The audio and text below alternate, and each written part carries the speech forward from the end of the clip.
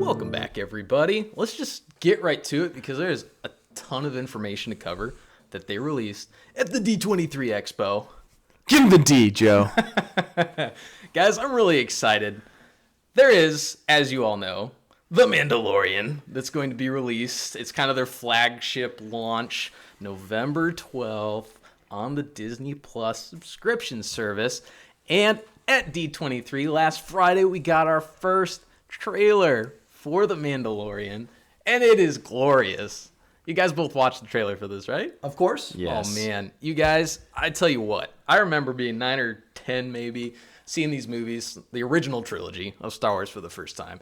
And like probably many people out there, I was captivated by Boba Fett, even though he says 5 or 6 lines in total across both movies, right? But that armor was so freaking cool looking. And I was like, man, this is the part of Star Wars I want. I want to see the bounty hunters. I want to see the nitty gritty. Give that part to me. I love the Jedi, right? I still love that aspect of it, but give me the nitty gritty. Let me see these bounty hunters and what their life is all about. And we're getting it. And I'm beyond excited for this thing. And that trailer, man, that trailer above all else, my hype levels are through the roof. So, Joe, I got some questions. Sure. Because you're more of probably a Mandalorian expert than the two of us. When is the time frame of this going to take place? Yes, so this is going to be set between the events of Return of the Jedi and The Force Awakens. So after, it's that period that really is unexplored. They've started to do it a little bit in the novels. Keep in mind, too, that when Disney acquired Star Wars and the rights to make all these movies and TV series, that they retconned the old canon. So there was a lot that existed prior to Disney's acquisition that is now null and void. It's tossed out the window. The Legends of Star Wars.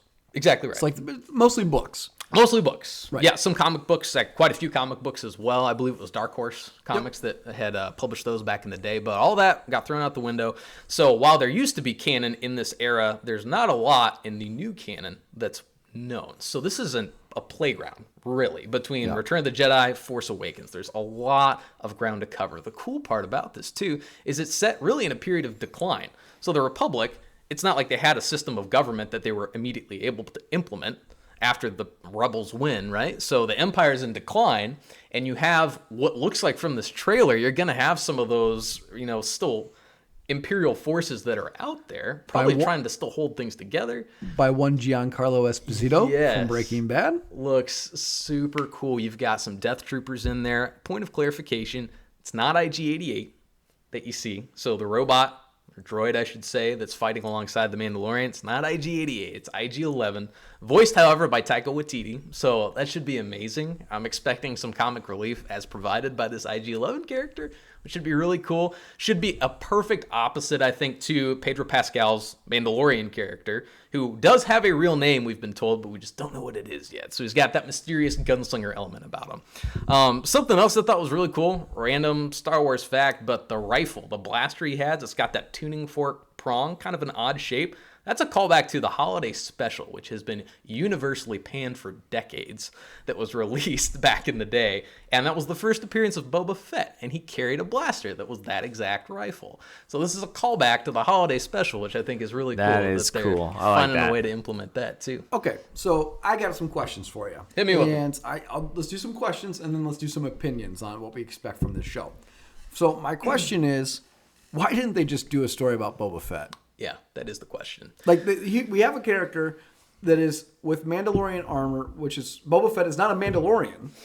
Correct, and he arguably steals the armor, which we don't really know how he gets it, I'm assuming, currently, because the canon is not set anymore. Right. So, A, do we see Boba Fett in this film or this show? Do you think we'll see him in the series at all? I do. Jon Favreau has played it really, really coy about this. And in the last interview I saw that he did neither confirm nor deny, because of course you're not going to spoil that. But in the new canon, just like you said, Garrett, he's not alive. Old canon, he blasts his way out of the Sarlacc pit and comes back as badass as ever. New canon, he's dead. So what better time to confirm for fans that, hey, yeah, your favorite bounty hunter is actually very much alive than this series set after Return of the Jedi. It's about a Mandalorian already. Like, what better way to do it? Yeah. Well, it'd be amazing. My question is, do we see him maybe being the ultimate villain in the show? Oh, like interesting. because this is just like we don't have Pedro Pascal and the Mandalorian in the current series, the current movie, right? The sequels series. Right. So, this is his first appearance. Granted, Yeah. I don't want to retcon it and say, well, because they didn't come up with him in The Force Awakens, that he's dead. So I don't want to say that because this is going to exist on the outskirts of space, I'm assuming. So, but what better way to have Boba Fett come back? Well, no, sorry, take that back, because Boba Fett would already have the armor because he's already existed with the Mandalorian armor. I think he's got to show up somewhere. I guess I just don't know why they just didn't give us a Boba Fett movie. I don't know why they gave us a character. Like, I get Jango Fett from the prequel because that's his father, that's who he's based off of. I don't understand giving us a character that's like Boba Fett every single way that we love it, but not the actual character, unless it's because we can't take Boba Fett's helmet off. If that's the only reason, fine. But I don't know. I feel like this would be like if we were talking about the Matrix again, and we're going to build another one that looks like Neo that was a hacker, but we're just not going to use Neo. What are we doing? Okay. I get where you're coming from. In even newer canon with the cartoon series, Mandalore, the planet, is very much a focal point. So I have to imagine that their history, which is just basically one long story of warfare, I have to imagine that is going to play into it in some capacity. And we've gotten hints of what the plot is. They're still playing it pretty tight to the chest in terms of what that plot is. I've heard in the past that he's going to be tasked, whether it is by necessity or whether he's tasked to track down this child, but he'll end up protecting a child at some point throughout this series. But really all that we know is kind of that lone gunslinger mentality that he's got. I think what they wanted to do this, though, is to introduce a new character, have the fact that you don't have to be tied to Boba Fett's lore. So just as you mentioned, removing the helmet, Boba Fett's a clone. Now, he was an unaltered clone, so he doesn't age faster, so he could live a normal lifespan. The clones in the Star Wars series, they rapidly age, essentially. So Boba Fett does not have that. But at the same time, this is a very easy way to avoid any of those pitfalls. People that maybe didn't like the fact that Boba Fett now was suddenly a clone, which was not originally the case in old canon. Right. Maybe similar point, that they were like, that clone thing, let's not play too much into that. Let's just go ahead and make a brand new character so he can remove his helmet. It is Pedro Pascal. Like, you can write your own story and have some nuance there that maybe Boba Fett would not have had. Also, like keeping a child alive? Yeah, I mean, it's something that they're able to play around with a lot more while pleasing fans new and old, I think. So I think it's a safe option for them to do that. And trying to play him as the main character, as a protagonist as well. Right. Yeah. Because he's not a protagonist as far as we've seen him in any other canon, right? And current canon with Boba is awesome, by the way. So the comics that Marvel's putting out right now, he's super cool. So everybody kind of makes fun of him, myself included, even though I'm a big fan of him, when he gets knocked into the Sarlacc pit very unceremoniously in Return of the Jedi. Like, that's such a terrible way to go out. So the comics are freaking and that awesome. scream, Yeah, it's the Starlight Pit eats them, right? Yeah. So I'm really excited. What I hope they don't do, Garrett, because we've already now got Mandalorian, kind of like Boba Fett, IG-11, basically IG-88. They better not have a Trandoshan show up, like Bosk is a Trandoshan, that's not Bosk, and be like, oh, it's Bask. And like basically have stand-ins for all your favorite bounty hunters that are not your favorite bounty hunters. That would start to frustrate me eventually. Okay, so I got a question though. What if this child turns out to be Rey? Why? What's wrong? No. What a way to connect this. That the Mandalorian puts her on this planet. Yeah. Why can't we? They certainly could. I just want it to be independent from that. I don't want them to have to try to tie it too closely. This is about the... And I don't think they will. They're, from what we understand on The Rise of Skywalker, which we can talk about in a little bit as well, they're leaving Skywalker in the dust. Everything is going forward without the Skywalker saga. Yeah. So I don't think that they would pull her into the Mandalorian. I'm just saying timeline-wise, story explanation. Yeah, depending on where they set it, because we know it exists in that period, and there's a couple decades that transpire between End of Return of the Jedi and The Force Awakens. But we don't know how long she's been on the planet, and she was a kid. I agree. She was dropped off there as a kid. One thing I did just want to note real quick, too, it was a quote from that same, I think it was a Hollywood Reporter interview with Jon Favreau. I had mentioned part of it last week, but I wanted to bring this up too because it delivered on the opening shot of that trailer. But what he advised was, I'm trying to evoke the aesthetics of not just the original trilogy, but the first film. Not just the first film, but the first act of the first film. What was it like on Tatooine? What was going on in that cantina? That has fascinated me since I was a child, and I love the idea of the darker, freakier side of Star Wars. The Mad Max aspect of Star Wars. And that was an interview that they released prior to the trailer dropping, so I'd read that interview, and then the opening shot of that trailer with the Stormtrooper helmets on spikes. I'm like, ooh, this is a different side of Star Wars that we're getting. And it very much is like Mad Max. It's Star dark. Wars. It's not very super Disney dark. when you look at that opening trailer. Pin that, because I want to talk about that in a second. I just wanted to comment that if, for those of you who don't know, Mad Max is Joe's favorite movie. The new Mad Max, even though Fury Road. even though Correct. in Rotten Tomatoes it's their favorite movie. Oh, yeah, because they're right. And it's ridiculous. But Nate, To be fair, I don't put any stock in Rotten Tomatoes other than Mad Max Fury Road. I don't either. Coming back to what you said though, that was one of my next questions is how violent are they going to let this movie be? And the trailer makes it look like there's going to be a lot of action. I'm curious when he shoots a grapple hook at a guy and pulls him through a sliding door, or the door seems to close on him almost to the point where he either A, is just going to get simply stuck, or B, cut him in half. And I'm curious if they're going to cut him in half. I was trying to piece it together if that in the very next shot, which it might be, is the guy frozen in carbonite. So he shoots oh man, he even drops his hip to quick draw his blaster and shoot the door shut. Anyway, we did our top 5 gunslingers last week, Joe, and Mandalorian was not. He was not on mine. I'll tell you what, Garrett, you asked me too. You were like, "Is this going to be your favorite show?" And I just yes, unless they completely botch it, it's just going to skyrocket. But I digress. I do think that he probably survives, and I think he's in that next shot of being frozen in carbonite, like that queue, so to speak, of carbonite prisoners that he's got. Super cool. Awesome scene. And I agree with you. I don't think they're going to cut him in half. I do think this will be like a PG-13 maybe. Oh, yeah, not so much definitely. as, because I think the Marvel movies are violent enough that they show enough action. And kids, I don't know. I know that everybody's like, well, it's going to be on Disney Plus, so it's going to be kids. Yeah, parental controls exist. Yeah. Not for me, but for kids. For kids. Well, and I think they even confirmed that too, where you're not going to have any mature or R-rated content on Disney Plus, but since they do have control over Hulu. I'll tell you right now, if Blade is not rated R, don't make it. I don't know. Yeah, that's good. It depends on how they release it though, because now they've acquired Fox. That's true. So that's what they're planning to do with Hulu. It's not like they're going to pull Handmaid's Tale and The Man in the High Castle and stuff like that off. I mean, they're not going to do that, even though they have control over High Castle's some on of that. Amazon, not Hulu. Oh, but Handmaid's Tale. Good call out. Sorry, guys. We're all about keeping me honest. We're trying here. to be all about facts here, right? not feelings. All about the facts. That's Facts, why we not have feelings. a fact department. That's right. Yep. And Facts, not research feelings, around the Nate. clock. But yeah, so I do think they're going to try to keep Disney Plus at a max, a PG-13, TV-14 rating, and then kind of use other methods of distribution for the movies and shows that would be an R rating or mature rating. So, Yuck. Hate it. Yuck, he says. How about let's stay on the Star Wars gear here. What about Rise of Skywalker? Also cool. What do you guys think I'm about actually that? more excited for it now than I was prior. Me too. I think I this agree would be, with you. I know that everybody's making a big deal about the red lightsaber.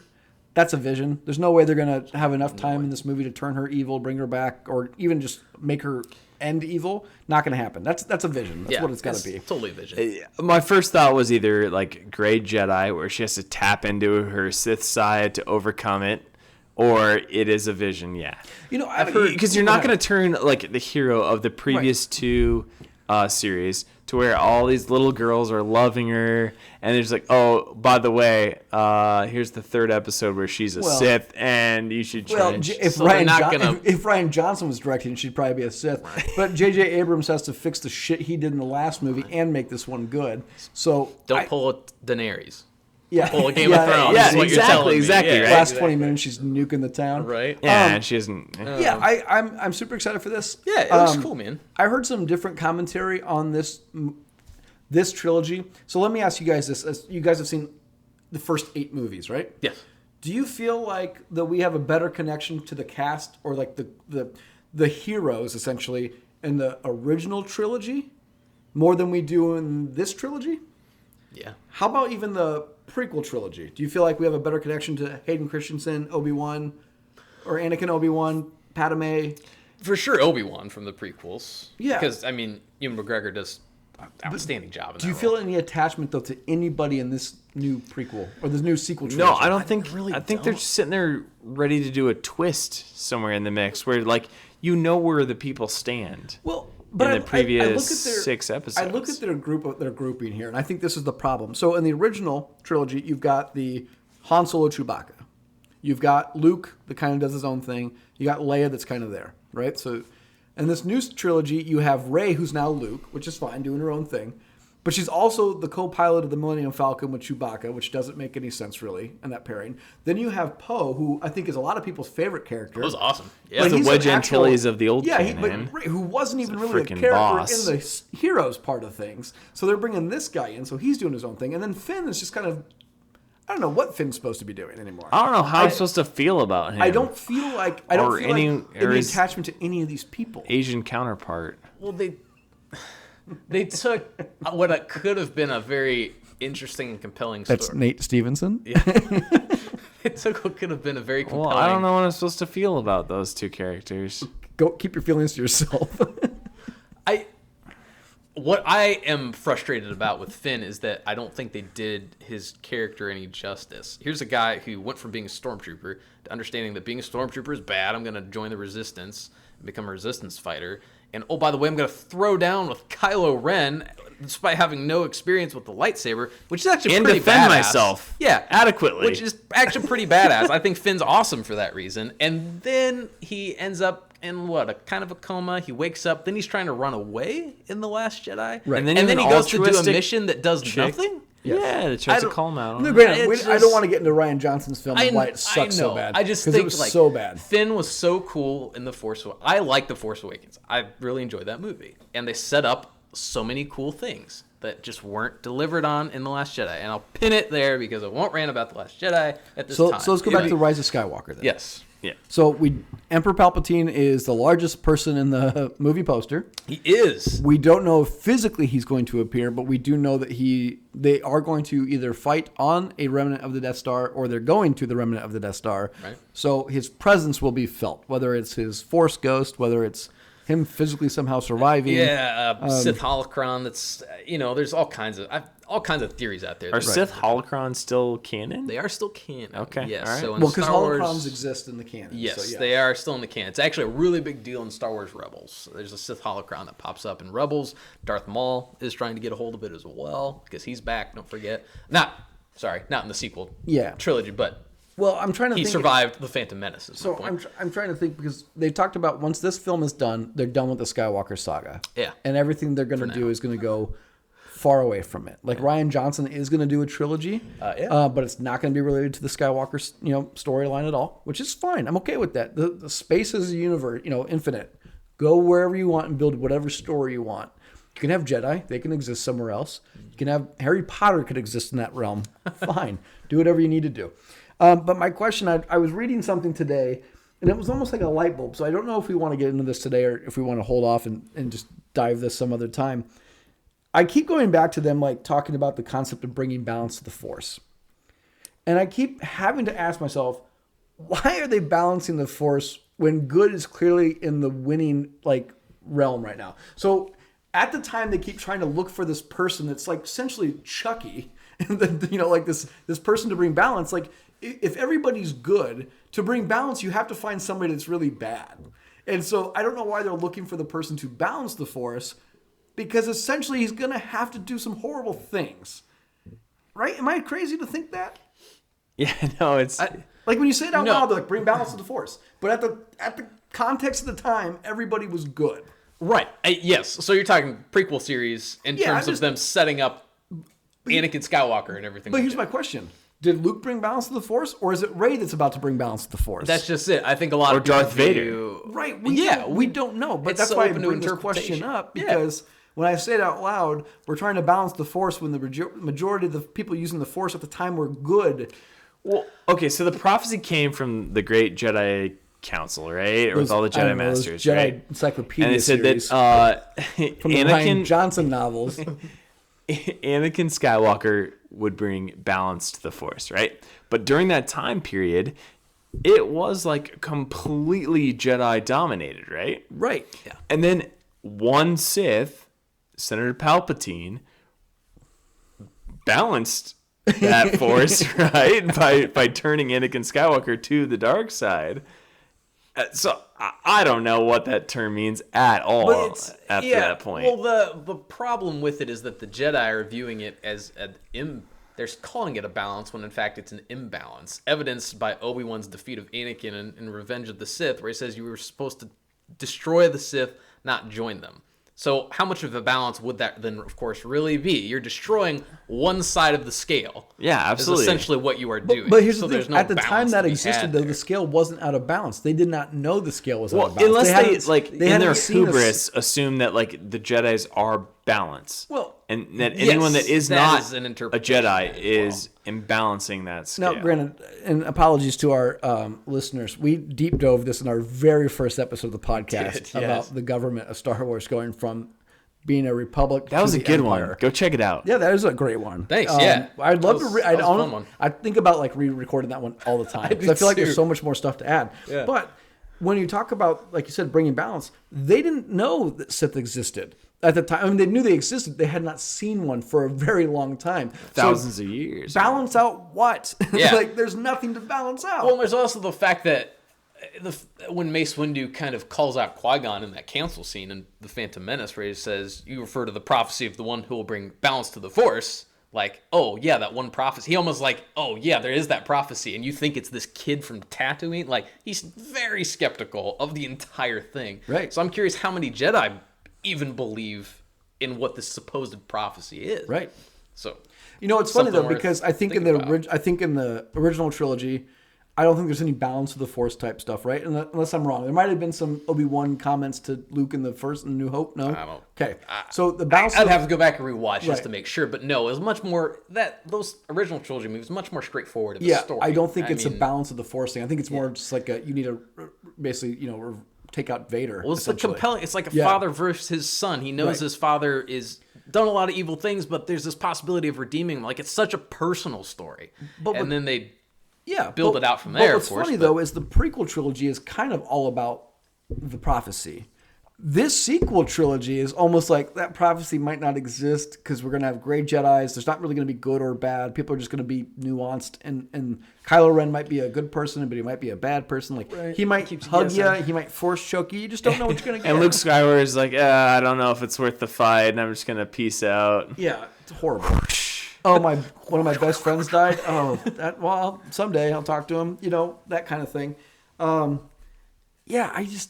Sorry, like I said, didn't mean to go down that rabbit hole about the Force. It's all good. I did have a random anecdote. Go ahead. So the new lightsaber, everyone's freaking out over, and it would not be a Star Wars movie without a divisive lightsaber that has been advertised because people love it or hate it. But what I did think was cool for all you fellow Star Wars nerds out there is you might recognize that little Swiss Army knife style flip of Rey's new double-bladed red lightsaber that, yes, I'm assuming is a vision. But they do have an example of that from the Clone Wars animated series, a Jedi named Pong Krell in that.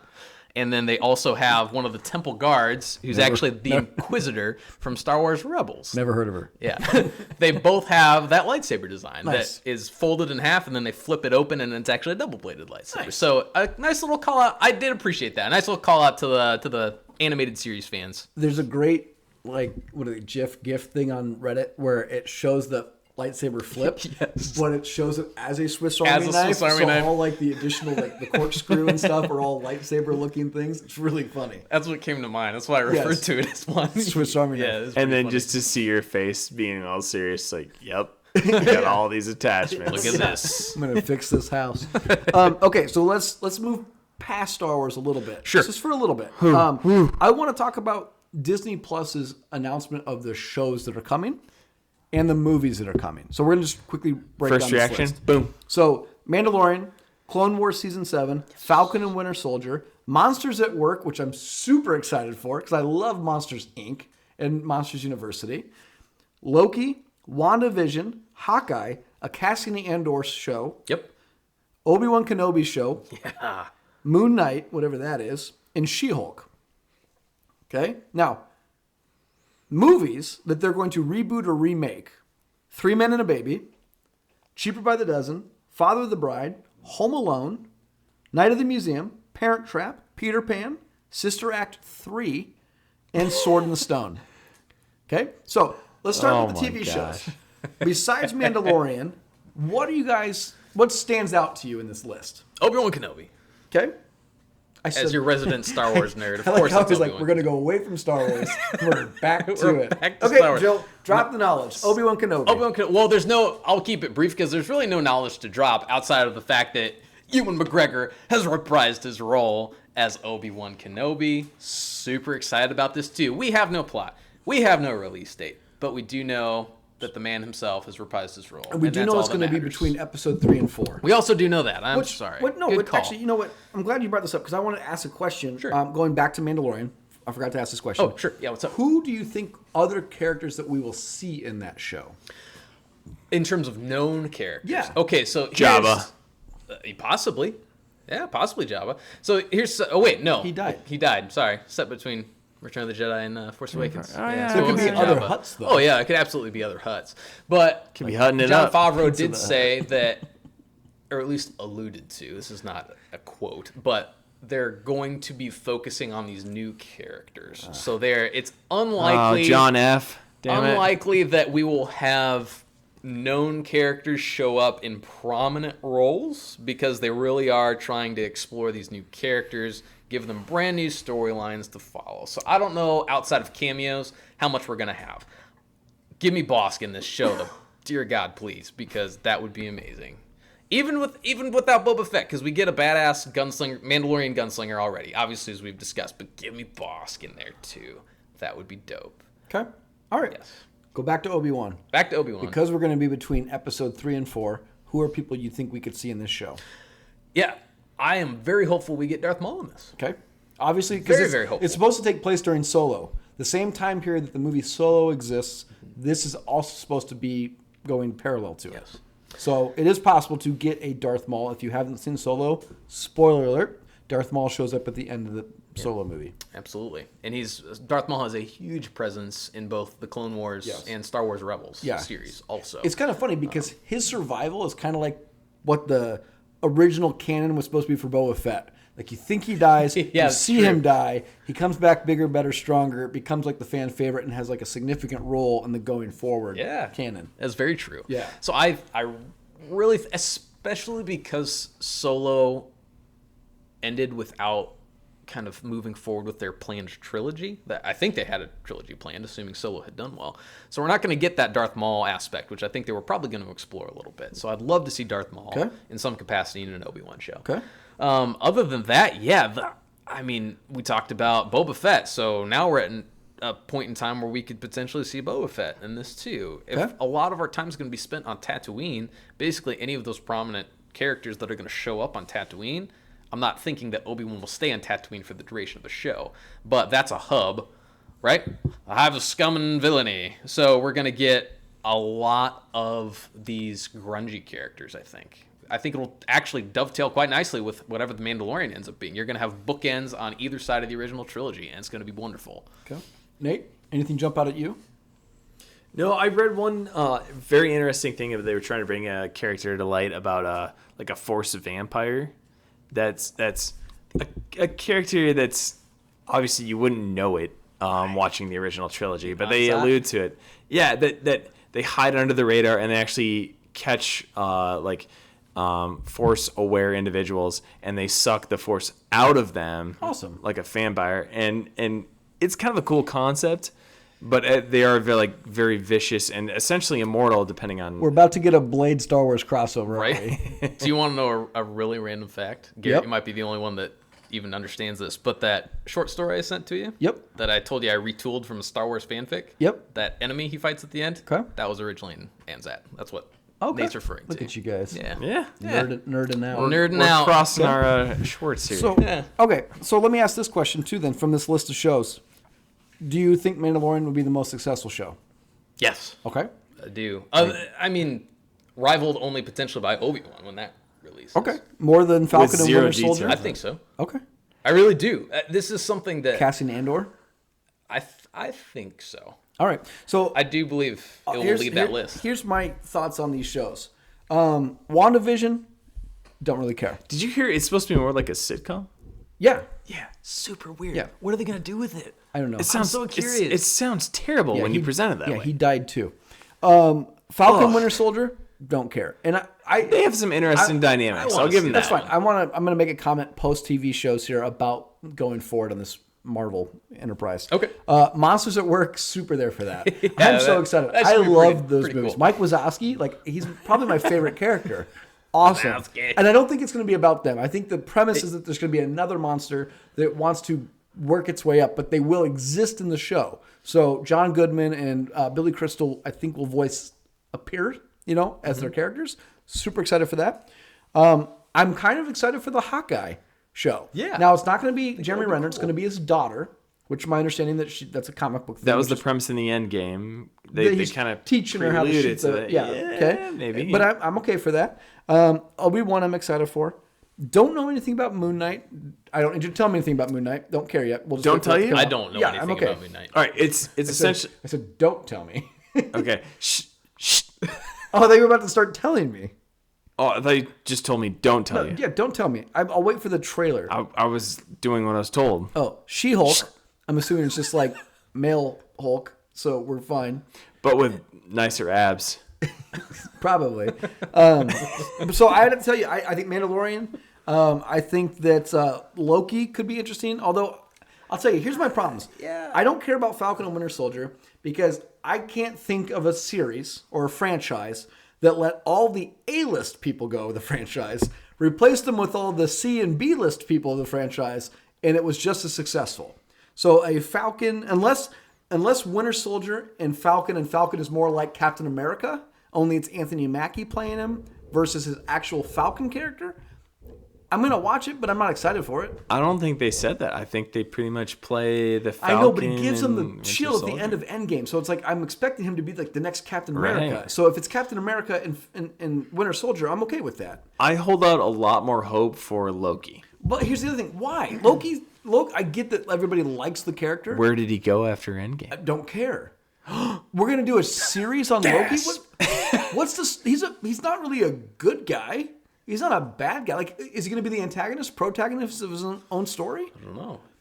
He could have a projection and be both. I have no idea. What's he going Who to do? knows how many cameos are going to be made by like Everybody. It's like gonna random be- people in yeah, this universe. Be insane. It's Okay. gonna be And there's going to be a insane. ton of spoiler alerts about like people just reading their contracts. I don't know how those contracts are made public. But Loki but- strikes me as the character that less is more with him.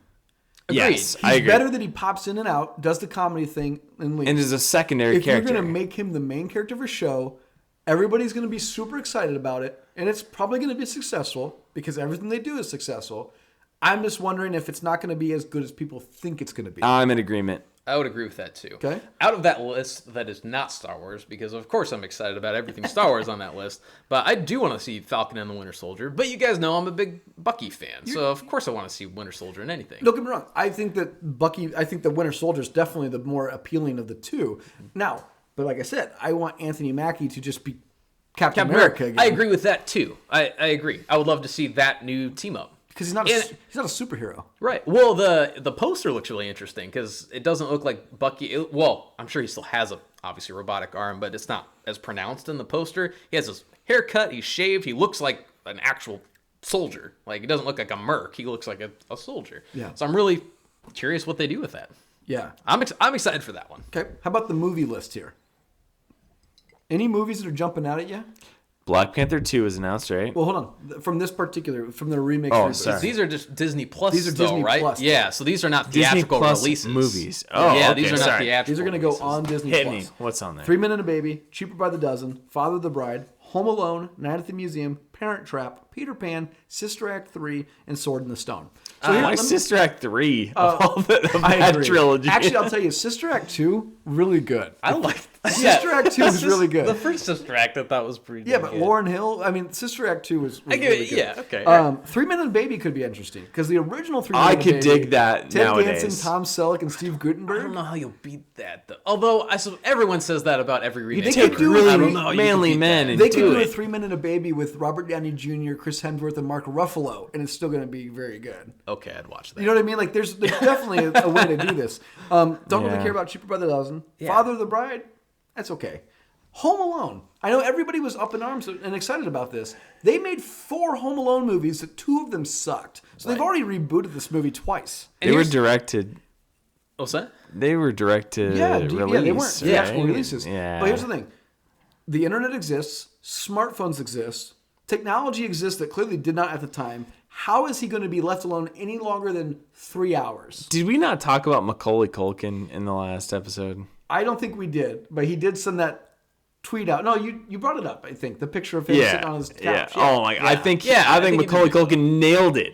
Yeah. Like, yep, this is it. Yeah, he's going to be watching Netflix. I don't... Look it up if you I haven't mean, seen it. I'm slightly curious on who they would have be Kevin McAllister. Yeah. I'm more excited to see who would be the Wet Bandits or Right. the Sticky Bandits or whatever they are. The Joe Pesci, Dana With Stern role. Furbos and nests and all Right. kinds of videos in your own home, like Big Brother isn't watching you already. Here's a huge question: are we confirming that this is set current day, or are they trying to make a true remake set in the 80s, I think 90s, you have and earlier to do time that. I don't frame? think you can do it set in today because I don't know technology. God forbid they say like, "Oh, the internet's down," yeah. and like, "Oh, we're also going on vacation," Oh no, there's somebody detonated an EMP. and we also forgot our 10th child, but the other 9 made it on vacation.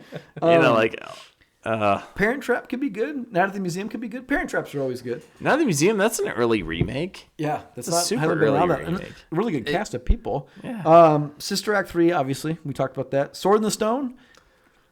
Are you excited for that? We covered. pumped. What's that movie that we talked about with the child that was the King Arthur remake? Yep, that bombed. That bombed. Yes, the kid who would be king. But Yes. we talked about this in a very early episode. My top 5 wants for remakes or reboots. Yeah, it was a King Arthur movie though, right? Or was Yeah. it Sword in the Stone? That's what. Yeah, but they're all still I that know is about King Arthur. No, I agree, but they just made a child's version of this 3 months ago, and it sucked. Live action. Disney's Sword in the Stone animated Okay. is phenomenal. Okay. I love that movie. That's one of my favorite classic Disney animated movies. So the fact that that they're gonna try to remake this here, I'm very, very curious how it goes. That's also based on one of my favorite books. Okay. So the Once and Future King, I'm excited for that one. That Okay. jumps out. That is the only one I would say of the Disney Plus movie releases that's really jumping out at me that I'm anxious to see. I gotta go with 3 Men and a Baby here. I think that's the highlight of mine too. Yeah, I think there's a lot. I think there's a lot most you can go with that. hope. With the type of guys they're gonna bring Yeah, in. that could be funny. be a I can trio. see that being funny. Okay, so I'm gonna shift gears here on this D23 Expo for you. I don't want to talk about like Black Panther 2 and the theatrical releases because there's a whole set of things to come out, right? But what I want to ask you is going forward. So Disney buys Star Wars October 2012, $4 billion. Disney buys Marvel Entertainment 2009, $4 billion. Okay? $8 billion. Okay. Right. But Calculated. From the time they bought, say, Star Wars and Marvel, can we agree Marvel has been the better product? I would agree, yes. I would agree. Okay. So now, T23 Expo going forward. Not saying they're not going to, because it looks like they're going to release way more Marvel content that they have planned than they are going to do Star Wars. But from the Star Wars that's going to be released, do you think that Star Wars or Marvel will have the better quality content? Quality, I think, goes to Star Wars. I'm in agreement. Okay. Because, we're very much talking in Rise of agreement about Skywalker, that. we're talking The Mandalorian, we're talking Cassian Andor, Obi-Wan, Kenobi, and Ryan hold your breath on Ryan Johnson's trilogy because his one movie sucked. Hey, I'm all for Ryan Johnson. He has his own sandbox in the Star Wars universe. The same thing I hate about what he did to The Last Jedi, perhaps hypocritically, makes me excited about what he'll do with a new trilogy, which is to do things that other people haven't done within that universe. Do some subversions of characters we're not anticipating. Those kinds of things. But don't mess with Luke. I'll stop there. But I'm anxious to see what he does. So I'll look forward to what his trilogy It's hard. will be. It's very hard to see where he picked up versus where the original vision of that trilogy was going to go, right? Well, to like say, here's the starting point. Oh, we already did one. So not only do you have to start at this point with these characters who have already been built, you have to end at this point in 2/3 of the amount of time that you would have had with the original. I think the thing people just wanted, to go off a Rian Johnson tangent here, just show some love for Han Solo that died. Just show something. Like the fact that they didn't show that, really. I don't want just him sitting in the Millennium Falcon looking at dice. That's not what I want. I want like something to show that, hey, Chewie, where's Han? Oh no, we're sitting together talking about it. Yeah, like, well, give us all, and it's obviously never going to happen now, but they missed big time. This isn't Rian Johnson's fault on his own, but also, come on, J.J. Abrams, why didn't you give us the 4? We'll throw Chewie in there too. Let's not forget about Chewie, but have the 4 of them back together. Luke, Han, Leia, and Chewie, and they missed their chance to do it, and that they can never now achieve again. Right. And that really is frustrating. Right. And very sad. Right. And Okay. they never built that emotional level for the connection between Ben and Han. Yeah, that's true. To like too. make that emotional connection, Yeah, you're like, agreed. oh, this guy just killed this guy, and he's our favorite character. But like, you don't understand why and what the interconnection was and how hard it was for Ben to do that. Okay. So Someday I'll throw out my rewrite. Yeah, let's leave Rian Johnson. We'll leave Rian Johnson alone for now. So going back to Disney Plus, though, we agree. We're all in agreement. We think Star Wars will have the better quality content. I do agree. I we're think gonna see a Marvel will be shift. more successful. Well, like I Overall. said, the amount of lineup they have coming for Marvel is vast. I mean, they Correct. have way more content coming out. Because to be fair, they have way more content to choose from. They have to actually create Star Wars content now from the start. Well, I think Mandalorian's going to be a brand new show that they're creating as it goes. They can pull from the comics for all the stuff that they want to do. You know, they'll have Black Panther too, but like, is it Shang-Chi? I believe so. Shang-Chi, I'd yeah. have to check that. They have stories to pull from. Like, they don't have to create the content out of nowhere.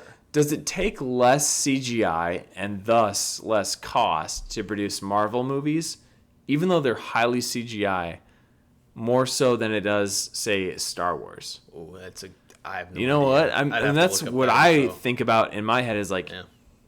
every scene is like, every backdrop is like a moon with like 3 suns in the background, you know, versus like a Marvel, which is, you can play a lot on story, but Well, at the same time, they have I just saw an article about this today where like unnecessary use of CGI, but to be fair, you can't even notice it. So there are certain scenes with, I guess, Captain Marvel where they completely CGI'd her hair. She's wearing a cap and her hair is CGI.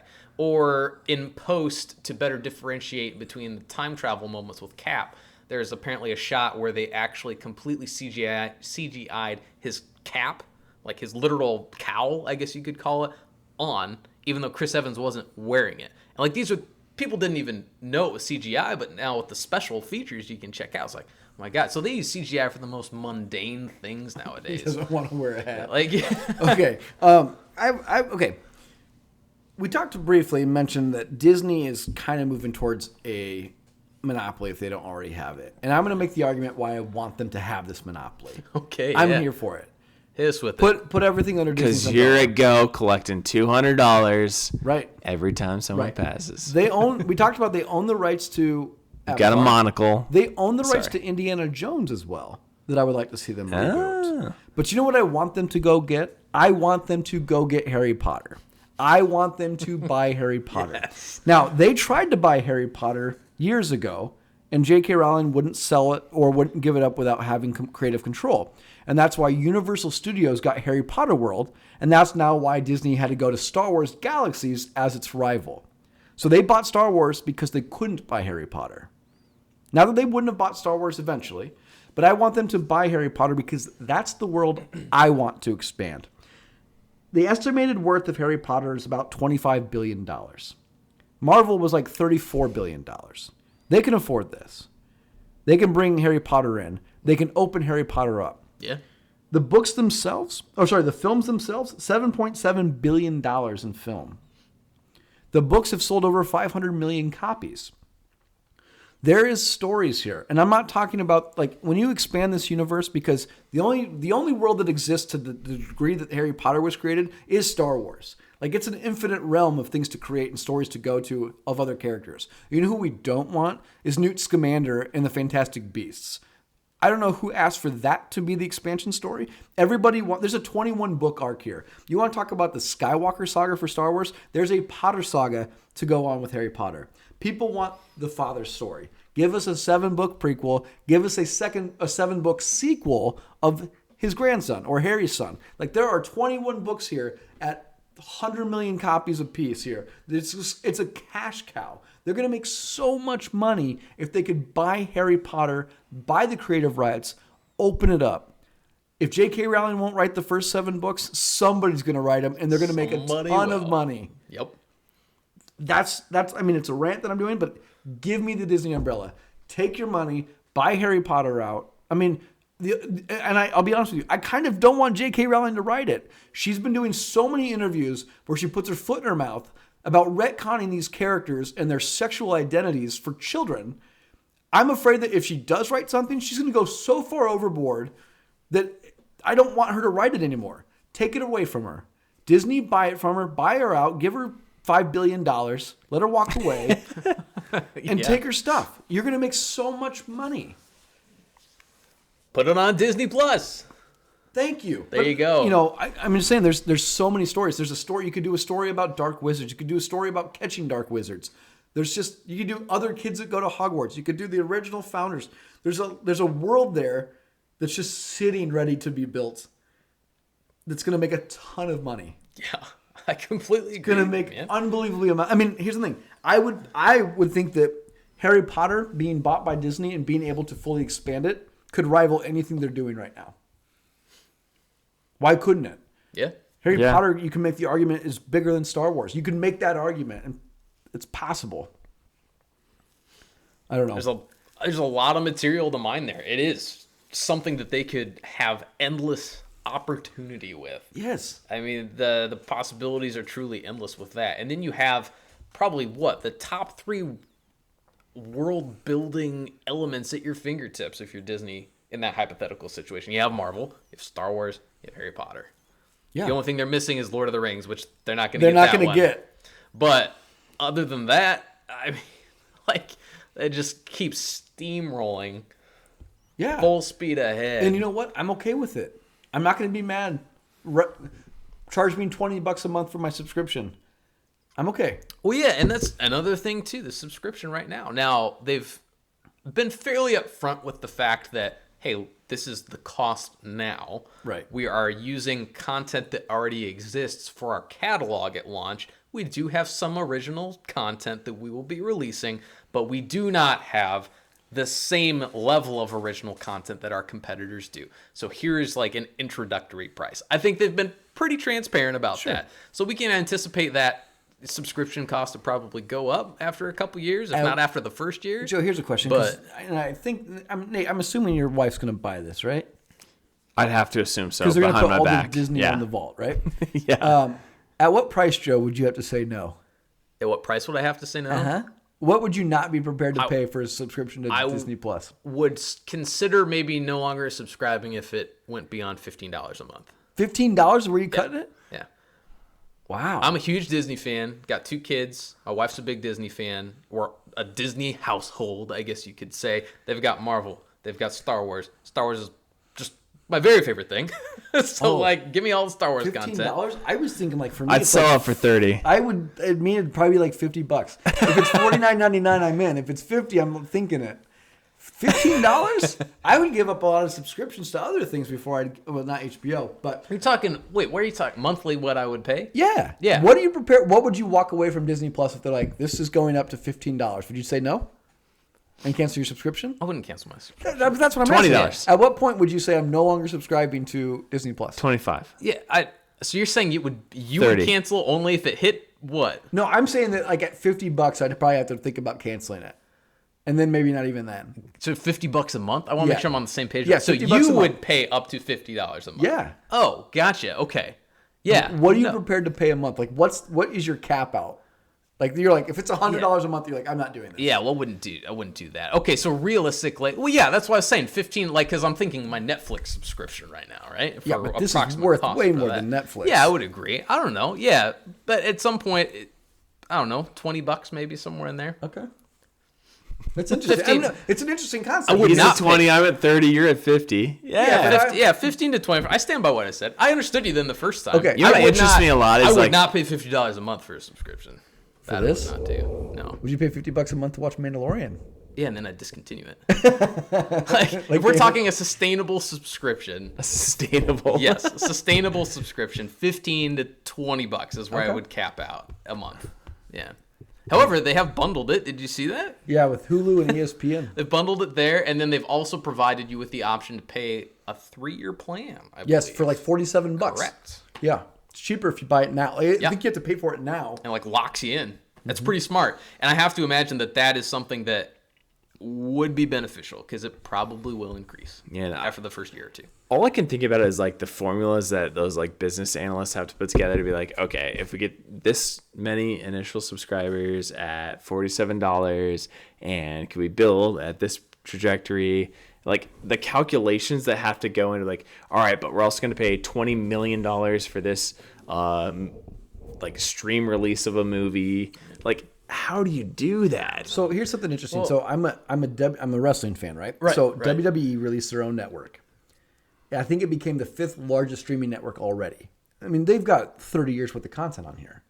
You know, every Monday Night Raw, they bought WCW, ECW, all their promotions. Okay. Okay. Yeah. So it's Monday, Thursday night, right? For not Raw, but like they typically go on TV Monday, Thursday. They do a show. It's like Monday, Tuesday now. Tuesday. But because they've bought all their competitors out up to this point, they now own their catalog. So you have like when WCW existed, you have their entire run of their Monday night show that competed with the Monday Night Raw. So you're like I said, you're literally talking 30 years worth of content exist, or more than 30 years really, exist on the show. I'm talking 1 to 2 shows per week. Minimum of like 2 hours of content every week, plus the pay-per-views. I mean, what are you talking about? A original million content? hours? You're talking an ungodly amount of time, right? Right. But what's interesting though is their revenue stream. So they used to make money off live shows, pay-per-views, merchandise. Because of this network, they're constantly up over like $100 million more per like quarter than they were prior to this. Like it's just so much more money. They still make the money off the merchandising. They don't charge for pay-per-views for anymore. Like so, you used to charge like $49.99, $59.99 for a pay-per-view. Yeah, they give you the pay-per-view for free, but the subscription's there, and the subscription's like $9, $10. So if I pay $10 a month, now I get to watch all the history of wrestling I want. Plus, I get all the pay-per-views for free. Live. Is pay-per-view a thing of the past now? Yes. I think so. Besides maybe businesses like Buffalo Wild Wings or something? Yeah, to, like a pay fight, for that? probably fight night, stuff Yeah, like that's that. true. Right, like a UFC big boxing- stuff. Yeah. But I mean, that's making them more money. Like their That's financials incredible. when they release it, it's way more lucrative for them to have the subscription service. And that's why Netflix is like, Lower cost, license this- sheer volume. Yeah. We'll think about that with Netflix. We'll pay $500 million or $100 million to keep Friends on for a year. Like $100 million is probably not a lot. How is that sustainable? probably It's make that- unbelievable. I mean, how- It just shows. But they make that up with like the population of Des Moines, Yeah. of subscriptions. Like if you think about it, and they're globally, like they're not whatever. Yeah. Probably makes total financial sense for them to Yeah. do stuff like that because they know they can earn crazy. that much more back. Do you guys have any final thoughts on D23? It left me super hyped for Disney Plus. Yeah, I am too. Just in closing on that, I was already pumped, obviously, about The Mandalorian, but seeing the amount of original content that they're going to be coming out with, the back catalog that they're going to be releasing to Disney Plus. If you guys haven't checked out just the kind of fun little trailer for Disney Plus, not for any one specific piece of content, but the Disney Plus trailer, it'll probably hit you right in the feels. Like it's definitely panning to your nostalgia for sure, and it's doing a good job of it. Right in the D23. Right? Yeah, it's gonna get you. So let's close out. We're gonna add an. Oh, go ahead. I was just gonna say, I didn't realize how soon that went live. Yeah, Yeah. Right? November Isn't 12th, it? Yeah, November 12th. right around the corner, man. Tell your wife you want it for your birthday. So Wrap it nicely. we're gonna end on one more category here. So we want to kind of give out recommendations. So this recommendations corner is something new. We'll do it at the end of every podcast. We're going to bring up just one item, TV show, video game, movie, book, whatever it is that you recommend to you, the audience. So I'll go first. 4 words, Bora on the Floor. It was in episode 3 of Succession, season 2. Phenomenal show. This episode was amazing. Everybody's doing awesome in this episode. Succession, if you're not watching an HBO show, this particular episode is called Bora on the Floor. Amazing. Nice. Nate? Very cool. I am currently watching Mindhunter, season 2, which is a series on Netflix, available now, season 1 and 2. That kind of, I guess I'd call it historical fiction, to where the FBI recounts their behavioral unit tracking down serial killers that are incarcerated, and they interview them to try to track future serial killers. Super interesting, and it's based on real life serial killers that they interview, and it is creepy, and they just try to get into the mindset of what motivates them, and that sort of thing. Not gonna watch that. I really enjoy It's that. gonna scare me. Go ahead, Joe. Yeah, it's the first 2 seasons have been out for a while, so I'm late to watching them. But Westworld, so season 3 is coming up here pretty darn soon. Yes. So definitely, if you guys haven't watched Westworld yet, go give it a watch. I don't think you'll be disappointed. Still might have enough time to get everything in before season 3 drops. When Jesse Pinkman joins the cast. Yes. That's El Camino's just going to go right into Westworld. Exactly. Yeah. But yeah, really enjoying that so far. I hopefully will get season 2 finished up here soon and ready to go for season 3. Perfect. We'll be back with you guys hopefully next week.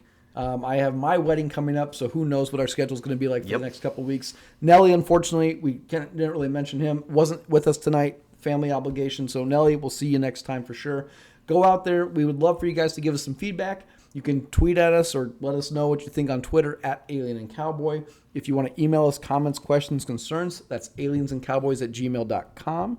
Give us a 5-star review. Give us our 5-star rating. Hit the subscribe button. Give us a review. We really like that. It really gets our podcast out there for other listeners to discover. So other than that, guys, D23, The Matrix, El Camino. That was a lot to cover tonight. It was. A lot of news. Perfect. We'll be back with you guys next week. Cheers. Cheers. Cheers.